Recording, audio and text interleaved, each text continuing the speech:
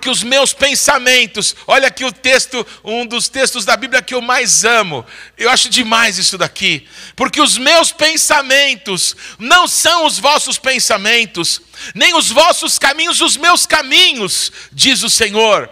Porque assim como os céus são mais altos do que a terra, assim são os meus caminhos mais altos do que os vossos caminhos, e os meus pensamentos mais altos do que os vossos pensamentos. Esse texto tão poderoso nos fala de algumas coisas, como lemos, que não se compreende de forma natural. A mente da gente não consegue entender, amém, o que Deus tem preparado para aqueles que nele confiam. Amados, o doente é curado, amém? Aquele que não tem, de repente o Senhor coloca a mão e aquilo que parecia impossível acontece. Sabe quando você se sente perseguido e de repente você vê que é você, amém, que está ditando as coisas que estão acontecendo, porque Deus tem um propósito com a nossa vida. Amados, o chamado, amém, vinde e comprai, sem dinheiro e sem preço, essa coisa louca, essa coisa que é sobrenatural, essa coisa que não é natural, que não é comum, que não pode ser compreendida, as pessoas ficam doidas. Como é que você confia em Deus? Você ganha tão pouquinho, como é que você confia que você vai conseguir cuidar da tua família, que você vai conseguir suprir as necessidades dos teus filhos? Queridos, é depender de Deus, é viver o sobrenatural sobre a nossa vida. Ser próspero não é ter todo o dinheiro do mundo. Ser próspero é ter Deus, é saber que o pão nosso de cada dia, as nossas necessidades que temos diariamente serão supridas por Deus, amém? O nosso sustento vem do Senhor que fez os céus e a terra. O nosso Deus sabe do que nós precisamos, Ele conhece os pensamentos e o nosso clamor antes que a gente abra a nossa boca. Esse é o nosso Deus. Então Ele está dizendo, vinde. O que você está precisando? Leite, pão, o que você quer? Vinde, está com sede? Vinde e bebei. Você está com sede, por que você vai ficar com sede mais tempo? Se você está querendo ser saciado, o que você está fazendo? Que você não veio às fontes ainda. É como se Deus estivesse sorrindo e te dizendo, filho, até quando você vai estar com sede diante de uma fonte inesgotável que eu tenho para você? Vinde, bebe. Vinde, bebei de mim. É o chamado do nosso Deus. Amém? Esse texto aqui, de uma forma tão linda, diz que nós ainda sairemos com alegria e nós seremos guiados em paz. Há uma condição sobrenatural que todo mundo que serve a Deus, amém, lembra do momento em que entregou a vida para Jesus. Todas as pessoas que tiveram um verdadeiro encontro com Jesus lembram que assim que entregaram a vida para Jesus, experimentaram uma paz que ninguém conseguia entender. Na noite que você entregou a vida para Jesus, eu lembro, amém, como se fosse há meia hora atrás. Eu cheguei na minha casa, contei para minha esposa, deitei na minha cama sentindo uma paz, sentindo a salvação, a alegria da salvação. Eu quero declarar que nós temos um caminho a seguir. Nós temos um caminho aí, amém, para ir juntos, amém. O nosso Deus abre caminho no deserto, viu, meu irmão? No deserto é quente, mas queridos, no meio do deserto, o caminho que Deus vai abrir para nós vai ser um caminho de paz. Nós seremos guiados em paz. Nós vamos com alegria. Ah, mas talvez algum diga assim, mas eu tenho enfrentado tanta luta, sabe, pastor? Tanta luta, não é? Mas a palavra de Deus declara que entristecidos muitas vezes, mas sempre alegres.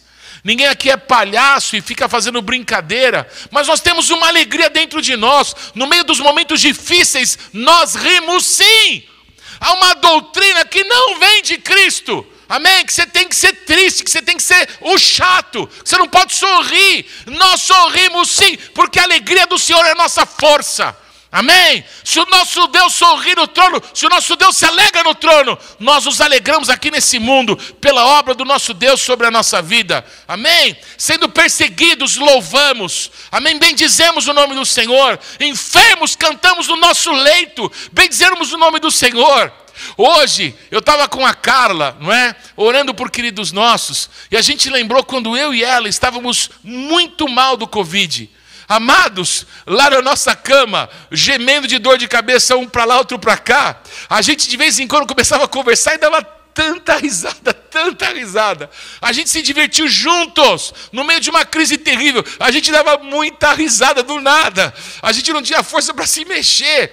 Mas a gente conversava e ria e se alegrava no Senhor. Sabe por quê? Porque a gente estava junto. Como é bom estar junto no dia difícil. Como é bom estar junto. Como é bom ser amado. Como é bom saber que a gente faz parte, que a gente pertence, que tem alguém se importando conosco, que tem alguém que ora por nós, que tem alguém que se preocupa e que se ocupa pela nossa vida. E sabe quem é que faz isso? É Deus. Tudo na nossa vida, amém? É uma ação de Deus. Amados, nós somos o corpo de Cristo. Nós entregamos a nossa vida para o Senhor. Queridos, não tem um bom no nosso meio, viu? Se você acha que tem alguma florzinha do campo aqui, não tem. Nós todos precisamos de Jesus. Nós todos temos muitos defeitos. Somos espinhudos, é verdade. Na verdade, todo mundo é um pouco, não é? A gente acaba se tropeçando e a gente acaba não gostando do que um ou outro pensa ou acha. A gente é assim, mas nós somos de Deus. Por causa de Jesus, a gente depõe as nossas armas e a gente olha para Cristo e a gente trabalha junto e a gente vê e vive milagres. Milagres é o que Deus tem para nós. Nós estamos juntos por causa de Cristo. Não é por causa de homem, não é por causa de coisa humana, mas é por causa do amor de Deus. Bendito é o nome de Jesus. Eu quero que você entenda o que Deus está te dizendo. Há coisas que o Senhor está fazendo, amém? Está comunicando a nós. Há coisas que o nosso Deus está nos apontando para que a gente faça, que agora a gente pode não entender. Há situações que você diz, mas espera lá, sabe, para mim tinha que ser assim ou assado. Queridos, mas não para Deus. Quem é que entende mais, você ou Deus? Quem é que está no controle, você ou Deus? Quem é que tem que dizer que tem que ser desse jeito ou daquele, você ou Deus? Por isso que esse texto é tão marcante para mim. Os caminhos da gente não são os de Deus. Graças ao Senhor. Graças a Deus que os caminhos do Senhor não são os meus. Graças ao Senhor. Obrigado, Jesus. Como é bom depender de Deus. Como é bom, amém? Muitas vezes não saber para onde a gente está indo. Como é bom, amém? Deus, como é que a gente vai sair disso agora? Eu não sei. Então eu vou continuar, eu vou confiar, eu vou depender. Sabe o que acontece? Deus opera um milagre. Deus põe a mão, Deus abre uma porta. Deus nos mostra, amém, um caminho no meio das trevas. Aleluia. Há várias pessoas da nossa igreja que já estiveram comigo no lugar lá em Israel, que é o túnel cavado pelo rei Ezequias. Não por ele, né? Pelos servos nos dias dele.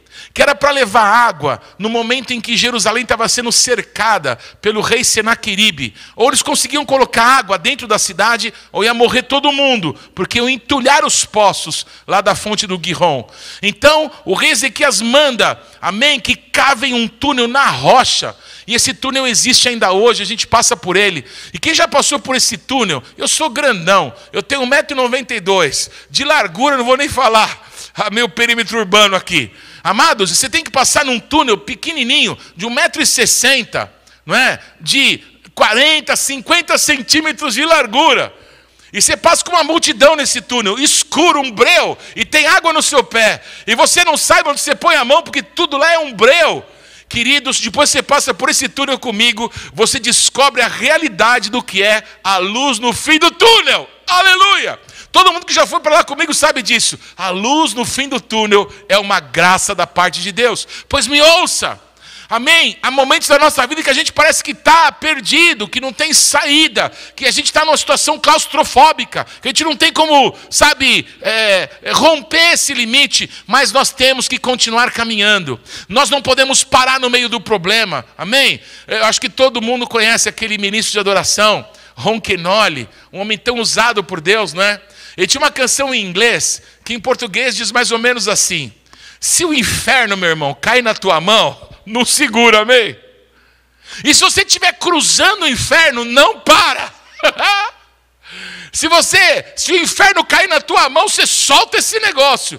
E se você estiver atravessando o inferno, amado, não para. Amém? Não para, não para, não para, não para. Amém, aleluia, atravessa, o Senhor é contigo. Se no momento difícil da nossa vida, a gente está passando, se a gente está no caminho, amém, da morte, à beira de uma situação desesperadora, o Senhor está conosco. O Senhor é a sombra à nossa direita, amém. Caiam 1000 do meu lado, 10.000 à minha direita, eu não serei atingido. Declara essa verdade de Deus sobre a tua vida, toma a palavra de Deus para você. Deus tem propósitos conosco, bendito é o nome de Jesus. Aleluia! Irmãos, eu quero falar de coisas, amém, que a gente talvez não entenda, de situações que o Senhor está realizando, e que a gente, pera lá, será que eu preciso mesmo entender, ou eu preciso confiar e depender de Deus? Se alguém vier te pedir ajuda, você vai medir ajuda porque aquele não é do seu time, porque aquele lá não é o seu queridinho? Ou se alguém te pedir ajuda, você, como é um servo de Deus e foi chamado para servir, você vai servir, amém, como se você estivesse servindo o Senhor, porque foi para isso que Deus nos chamou, amém, para essa geração, para a gente ser luz no meio das trevas, amém, para através da igreja, o juízo de Deus se manifestar nessa terra. Amados, eu acho que a gente não se deu conta ainda, amém, da autoridade que está sobre nós, sobre o povo de Deus, sobre a igreja. É através da igreja que o juízo de Deus vai se manifestar, é através do nosso clamor, da nossa adoração. Quando nós clamamos, invocamos o nome do Senhor e dizemos: Jesus, vem nos buscar, julga, Senhor, o sangue dos santos profetas e apóstolos que foi derramado, julga, Senhor, o sangue dos mártires, julga toda perseguição, julga toda opressão contra o teu povo, toda blasfêmia contra o teu nome, julga, Senhor. Amados, quando nós como igreja dançamos diante dele, cantamos para ele, invocamos a presença dele, dizemos: vem Jesus, Maranata. Quando nós pregamos o evangelho do reino, quando nós dizemos para as pessoas: coloque a tua vida na mão de Jesus, amém. Sabe por quê, amados? Não tem vida em nenhum outro lugar. Entrega a tua vida para Jesus, confia nele e o mais ele fará. Leia comigo um texto, que foi o texto que Deus colocou no meu coração. Diante do Senhor eu digo isso. A profetisa Talita não sabia que texto que eu ia ministrar nessa noite, amém? Eu quero ler 2 Reis, capítulo 3, versículos 4 a 20. Ela teve uma visão enquanto adorava. Amém? E na visão que a profetisa Talita ela teve, ela compartilhou. Se você estava acompanhando esse momento de adoração desde o início, você vai lembrar que houve um momento que ela disse assim: eu estou vendo muitas águas fluindo. Bendito é o nome de Jesus. Aleluia. Deixa nesse texto aí de 2 Reis 3, 9 a 10, o slide, que aí nós já vamos comentar. Enquanto isso eu vou ler o texto todo com os nossos amados. Vamos lá. Eu quero ler então 2 Reis capítulo 3, do versículo 4 a 20. E o Alex vai deixar o texto na apresentação aí, parado em 3, 9. Vamos lá. Então Mesa, rei dos Moabitas, era criador de gado, e pagava o seu tributo ao rei de Israel com 100.000 cordeiros e a lã de 100.000 carneiros. Tendo, porém, morrido Acabe, revoltou-se o rei de Moabe contra o rei de Israel. Por isso, Jorão, ao mesmo tempo, saiu de Samaria e fez revista de todo Israel. Mandou dizer a Josafá, rei de Judá: o rei de Moabe se revoltou contra mim. Irás tu comigo à guerra contra Moabe? Respondeu ele: subirei. Serei como tu és. O meu povo como o teu povo, os meus cavalos como os teus cavalos. Então perguntou Jorão: por que caminho subiremos? Respondeu ele: pelo caminho do deserto de Edom. Ok? Naquele tempo Israel não era mais uma nação unida. Desde os dias do filho do rei Salomão, que se chamava Roboão, o reino de Israel foi dividido em 2. E Israel passou a ser chamado apenas um grupo de 10 tribos, dentre toda a nação, que foram governadas por um rei chamado Jeroboão, que era um homem que no passado serviu o próprio rei Salomão. Muito bem. O reino do sul, conhecido como reino de Judá, tinha apenas 2 tribos, a tribo de Judá e a tribo de Benjamim. todas as outras tribos compunham o reino de Israel, enquanto o reino do sul, como eu falei, era o reino de Judá. Pois houve uma grande sucessão de reis no reino do norte, até que subiu ao trono um rei maligno chamado Acabe, um homem que se casou, eu falei disso dias atrás, com uma prostituta cultual, com uma feiticeira, com uma sacerdotisa de Baal, um dos falsos deuses adorados na antiguidade. E o profeta Elias se levantou nesse tempo e confrontou a Israel e tudo mais. Um dos filhos de Acabe, Jorão, de Acabe e de Jezabel, está reinando em Israel. E como o reino dos Moabitas, como a terra de Moabe, que nessa época pagava tributos a Israel, parou de pagar, porque agora eles estão sem rei, então agora nós não vamos mais estar presos a essa obrigação. Então, quando o rei de Moabe se levanta, não é, contra o rei de Israel, entenda bem, o rei de Israel era um homem terrível, morreu porque era um homem das trevas, era o juízo de Deus contra a casa daquele homem. Porém, o rei de Moabe se levantou não contra um homem, mas contra o propósito de Deus. E o que aconteceu? O filho desse casal, um homem maligno também, idólatra também, invocador de demônios também, ele vai, passa em revista toda a nação de Israel, as 10 tribos, e mais ainda, ele chama o rei de Judá, o rei Josafá, um homem, amém, segundo o coração de Deus. Um dos únicos reis de Israel, depois de Davi, que a Bíblia diz que fez o que era reto e bom aos olhos do nosso Deus, o rei Josafá. E quando esse homem, o Jorão, chama o rei Josafá para que pudesse ir à guerra com ele contra o rei de Moabe, o rei Josafá responde positivamente. Ah é? Você está indo para a guerra? Você está tendo um problema, irmão? Então eu vou com você. O teu povo vai ser como o meu povo. Os nossos cavalos vão estar junto com os seus. Você vai para a guerra, eu vou também. Queridos, isso deveria nos ensinar muito.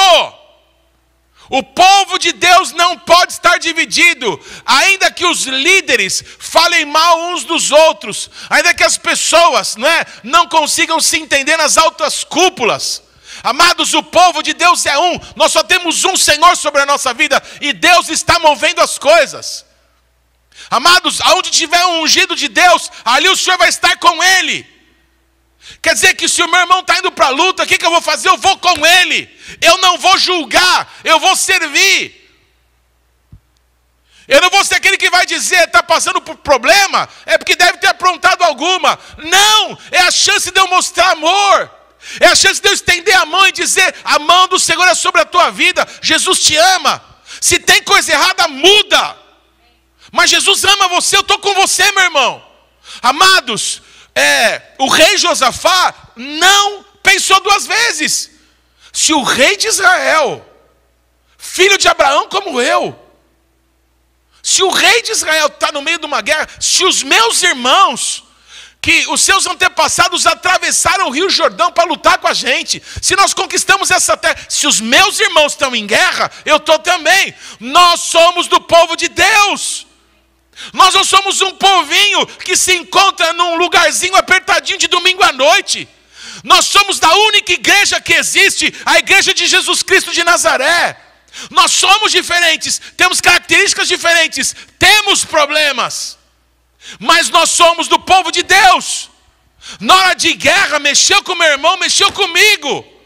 O rei Josafá se posicionou e foi para a guerra, junto com Jorão, filho do Acabe, com a Jezabel. Você quer pior? Você quer mais? Eles não foram sozinhos. Eles foram também com o rei de Edom. Amados, Edom vem de Esaú. Era o nome de Esaú. Edom. Esav é Esaú, Edom. Então o reino dos descendentes de Esaú é aquele lá que não deixaram o povo de Israel passar nas suas terras quando eles estavam chegando na terra. É esses mesmo. Eles também foram para a mesma guerra contra o rei de Moabe. Amados, Josafá, homem de Deus. Jorão, e foi junto com eles o rei de Edom. O que será que vai dar esse encontro? Vamos ler, vamos caminhar um pouquinho mais juntos. Partiram o rei de Israel, o rei de Judá e o rei de Edom. Me desculpa, vou voltar um pouquinho antes. O rei Jorão pergunta para o rei Josafá, por que caminho subiremos? Esse slide que vocês vão ver agora, amém, de um mapa, mostra, vocês vão ver aí nesse círculo, não é? O que está em azul nesse mapa é o reino de Israel, o reino que estava sendo dirigido então pelo Jorão, filho do Acabe com a Jezabel. O que está em amarelo é o reino de Judá, dirigido pelo rei Josafá, que compreendiam as tribos de Judá e Benjamim. Você vai ver aqui embaixo, amém, do amarelo, embaixo do reino de Judá, você vai ver o reino de Edom. E esse rei de Edom, junto com o Josafá e junto com o Jorão e os exércitos das 3 nações, eles vão para guerrear contra o reino de Moabe. Você está vendo aí como se fosse um risquinho, não é? É o rio Jordão. Um pouco mais acima você vê o mar da Galileia e embaixo, separando o reino de Judá do reino de Moabe, vocês estão vendo aí o Mar Morto, ok? Então o rei Josafá e o rei Jorão, o rei Jorão, o rei de Israel pergunta para o rei Josafá, por que caminho nós iremos? Não é? Vocês estão vendo que o lugar mais fácil era vir aqui por baixo do Mar Morto. Só que, amados, esse é o lugar mais quente do mundo. É um deserto árido. É por aí que estava Sodoma e Gomorra e que foi tudo destruído e virou um deserto árido. É o lugar mais seco do mundo. O Mar Morto, a água é 10 vezes mais salgada do que o mar. E o rei Josafá disse assim, nós vamos pelo caminho do deserto.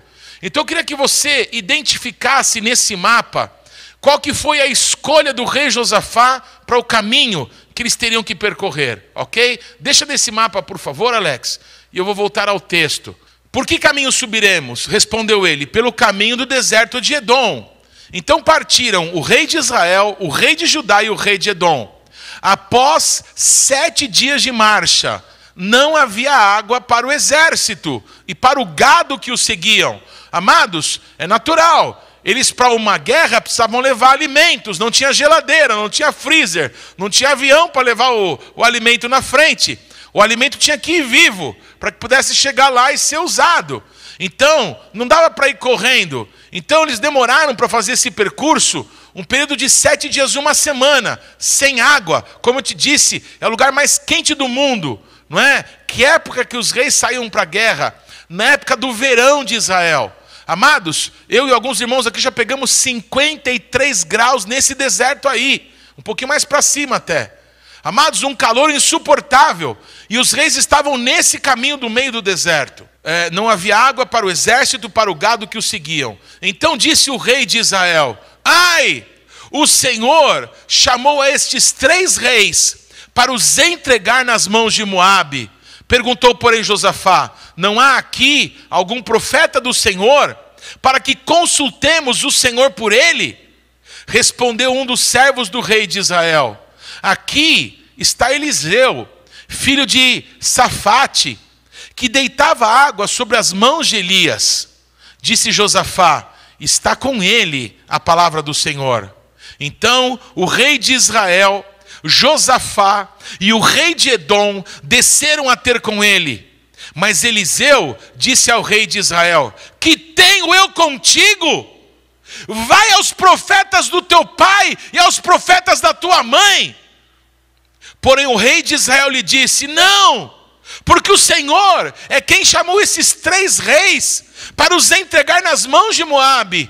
Disse Eliseu, tão certo como vive o Senhor dos exércitos, em cuja presença estou, se eu não respeitasse a presença de Josafá, rei de Judá, não te daria atenção, nem te contemplaria.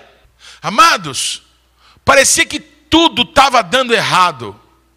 Alguém que não é de Deus, alguém que é guiado pela sorte, pelas emoções, amém, pelo interesse financeiro, como era o caso do Jorão, pararam de dar os tributos que Moabe pagava a Israel, ele deu um pulo na hora.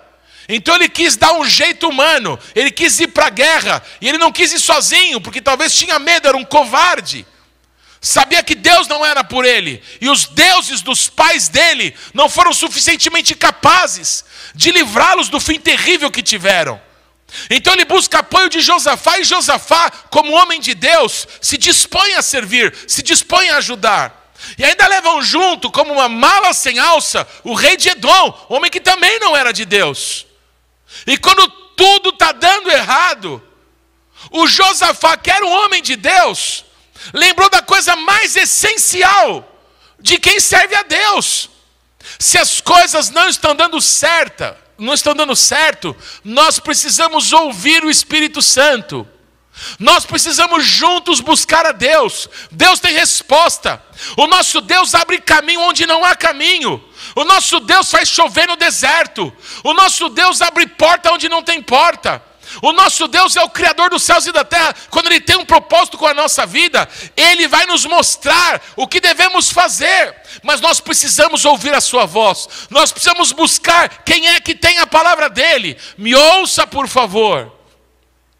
Naqueles dias da antiguidade, antes de Jesus, antes do Espírito Santo vir sobre aqueles 120 homens e mulheres, só os profetas, só os reis, só os sacerdotes recebiam do poder de Deus. Só sobre eles o Espírito Santo vinha. Então as pessoas precisavam buscar os profetas, precisavam buscar as pessoas que conheciam a Deus. Mas eu quero lembrar que você tem o Espírito Santo morando em você. Então, como família, como irmãos, como amigos, nós precisamos nos juntar.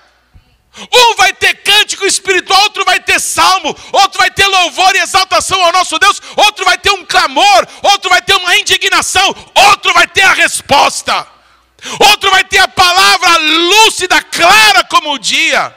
Nós precisamos estar juntos, porque quando estamos juntos, o Deus que nos chamou nos mostra o caminho, nos dá a direção. O Senhor não nos enviou para fazer a gente morrer no meio da guerra. Nós não nascemos para morrer no meio do deserto. Nós fomos chamados para viver a promessa de Deus. E não fomos chamados só a gente não. Nós e os nossos filhos serviremos ao Senhor. Aleluia! O negócio de Deus conosco é com várias gerações juntos. A minha mãe está viva ainda, a profetisa Nádia está viva ainda, e vai viver, e vai falar dos feitos poderosos do Senhor.